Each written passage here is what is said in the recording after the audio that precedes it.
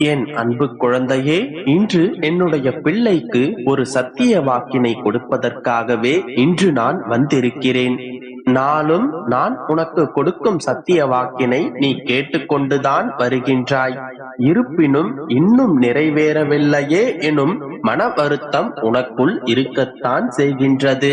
நான் ஒரு முறை வாக்களித்து விட்டால் அதனை எப்படியேனும் நிறைவேற்றி விடுவேன் என்று உனக்கு தெரியும்.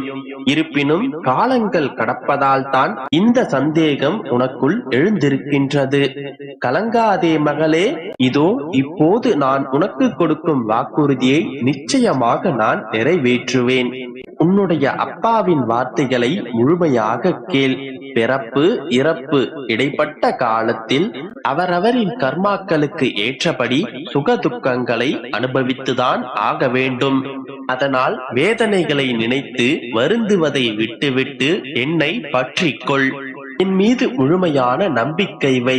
நான் என்னுடைய பக்தர்களிடம் எதிர்பார்ப்பது ஆடை ஆபரணமோ அல்லது ஆடம்பரமான பூஜைகளோ செல்வத்தினால் ஆன காணிக்கைகளோ அல்ல. என் மீது உண்மையான அன்பும் அளவு கடந்த பக்தியும் விசுவாசமும் மட்டுமே. என்னுடைய அப்பா செய்து தருவார் என்கின்ற என் மீது முழுமையான நம்பிக்கை உடையவர்களுக்கு நான் எல்லாவற்றையும் செய்து தருவேன். என்னுடைய பாதங்களில் சரணாகதி அடையும் எவரையும் நான் கைவிடுவதில்லை. என்னுடைய திருவடி தரிசனம் உன்னை துயரக் கடலிலிருந்து கரையேற்றும். நீ என்னை சரணடைந்த என்னுடைய செல்ல பிள்ளை. உன்னுடைய வாழ்க்கையில் உன்னை கரையேற்றுவது இந்த அப்பாவின் பொறுப்பு.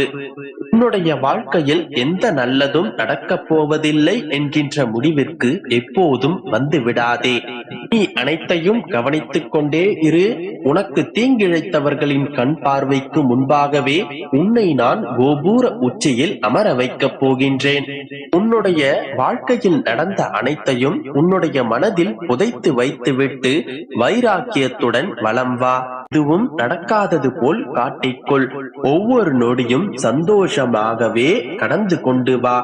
ஏனெனில் உன்னுடைய கஷ்டங்களை எல்லாம் நீ மறக்கும் காலம் வந்து விட்டது.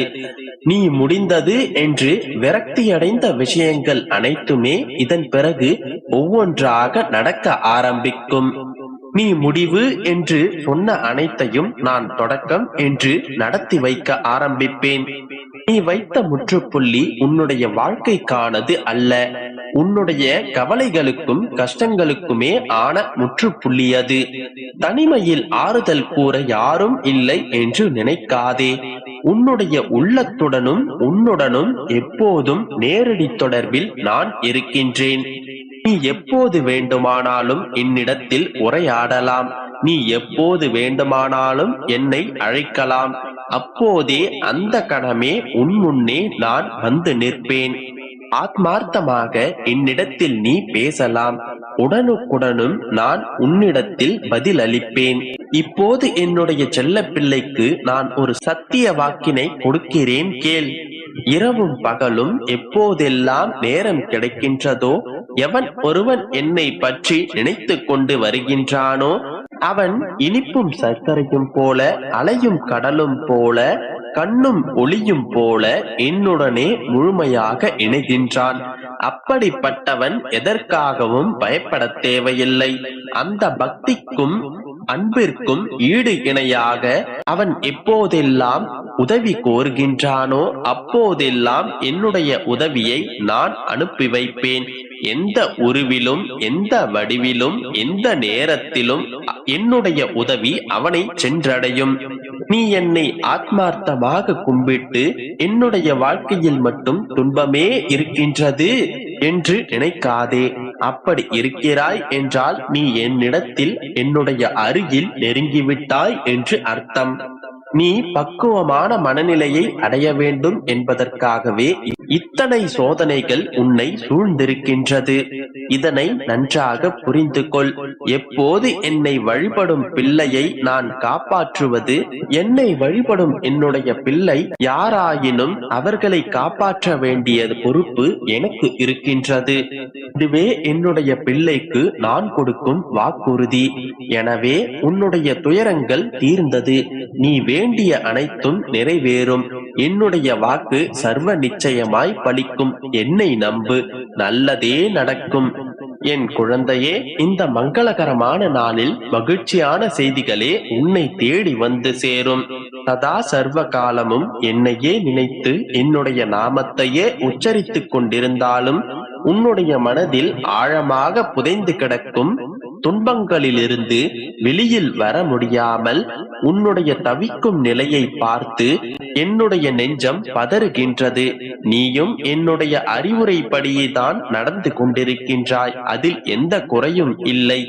ஆனால் நடந்ததை உன்னால் மறக்க முடியாமல், நித்தமும் நீ கண்ணீர் விடுவதை பார்க்க முடியாமல் என்னுடைய மனம் வலிக்கின்றது. நடக்கக்கூடாததெல்லாம் உன்னுடைய வாழ்க்கையில் நடந்து விட்டது. துன்பத்தை எல்லாம் நீ சந்தித்து விட்டாய்.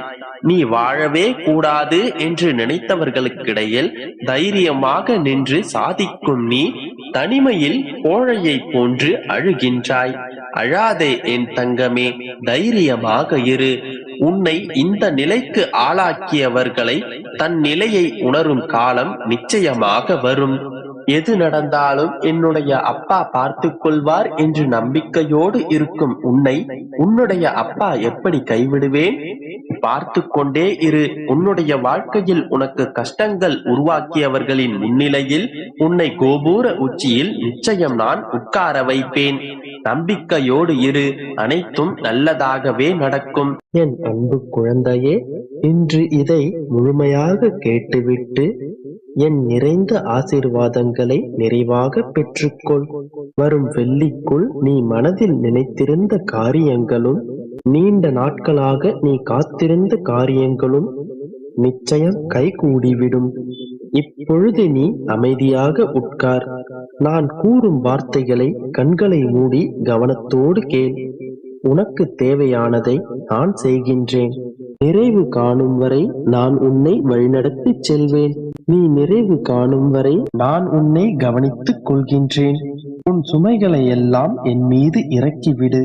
ஒவ்வொரு முறையும் உனக்கு கெட்டது மட்டுமே நடக்கிறது என்று நினைக்காதே.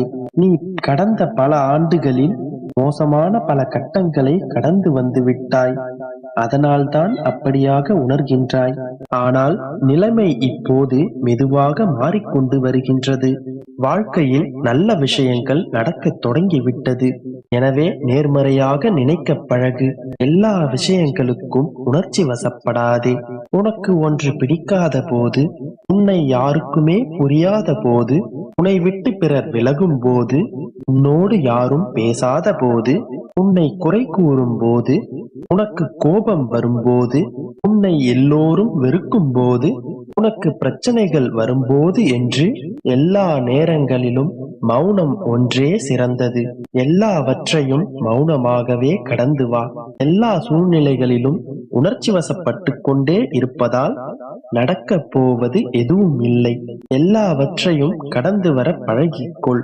அதிலும் மௌனமாகவே சிரித்துக் கொண்டு கடந்து வர பழகிக்கொள்.